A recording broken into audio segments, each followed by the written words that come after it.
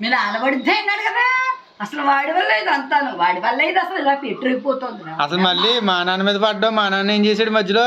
మీ నాన్న ఏం చేయడు, మీ నాన్నలో ఒక్క వల్లే కదా తిప్పేస్తుంది వాళ్ళందరికీనో. అయినా నీకు ఎవరైనా వస్తే పడదు మామ ఇంట్లోను. అవునా? అవునమ్మా, మరి కళ్ళల్లో నిప్పులు వసుకుంటున్నాను కదరా మరి నేను. నాకు ఎవరు కెట్టరు మరి, ఎవరు కెట్టకుండా ఇంతకాలం అయిపోయింది మరి. అంతే మరి, కెట్టట్లేదు మరి. నయ్యం అంటాను, మీ అత్త మావయ్య వస్తే ఏమన్నావు కదా అని అనలేదు. మరి అంతే, మీ అత్త మావయ్య వచ్చినా ఏమన్నా ఏమన్నా మరి నా కూతురు కదమ్మా, ఏడాదికోసారి తగులు ఎడుతుంది. దాని అక్కడ ఎడుతున్నారా వాళ్ళు? ఏమో ఎవరికి తెలుసు. ఏడాదికి ఒక్కసారి వస్తుంది, 2 పూటలు ఉంటుంది. దానికే ఓ గుసగుసలు కొనుక్కోవడం అవి ఏవో ఉన్నాయి కదా, వాటిలో కూడా వెళ్ళిపోతున్నాయి జిల్లాలు వెళ్ళిపోతున్నాయి.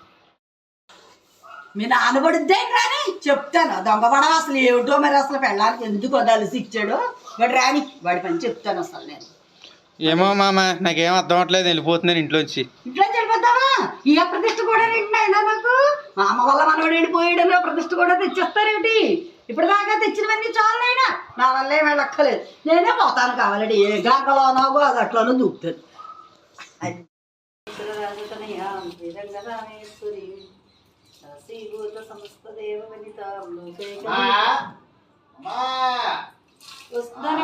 వస్తున్నాను రా, తెలుసుకోవట్లను 2 నీళ్ళు వస్తుందామని వెళ్ళానమ్మా.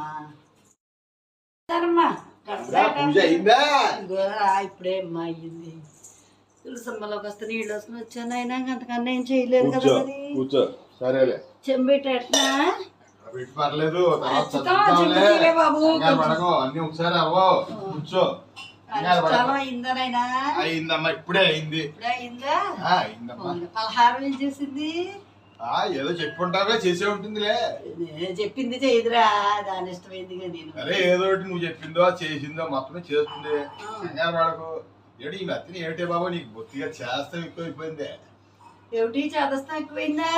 అవునా, మరి ప్రతిదానికి ఆలోచించి ఇలాగా అలాగా అని ఎందుకు అంత హైరాణ పడిపోతా? బడవాయి అన్నా చెప్పాడు ఎట్రా నీకు? వెధవాయి వెధవాయి బడవ వాడేం చెప్తాడు బాబు? లేకపోతే రోలుగాయ అన్నా చెప్పిందా నీకు? రాలుగాయ చెప్పే అంత టైం కూడా ఎక్కడదే. మరి ఏమిటి వాడు ఏమిటో ఇంట్లోంచి కూడా వెళ్ళిపోతానన్నాడు, నా గురించో ఏమిటో నాకు కంగారు వచ్చింది. ఎవరి గురించి ఎవరో వెళ్ళరా బాబు, ఎవరి టైం వస్తే వాళ్ళు వెళ్తారు.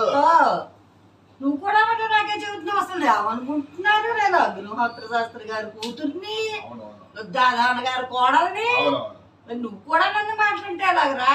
ఏమట్లేదే బాబు, మరి ఏదో పెద్దదానే కాస్త చెప్పేలా చెప్తే వింటారు వాళ్ళు. ఏమో రమ్మా, నెత్తిమే కొడుకు లేకపోతే ఇలాగే ఉంటుంది. అయినా మరి ఏం చేస్తాం, తప్పదంతే. కృష్ణ నువ్వే ఉన్నాయి, నువ్వే చెప్తావుగా.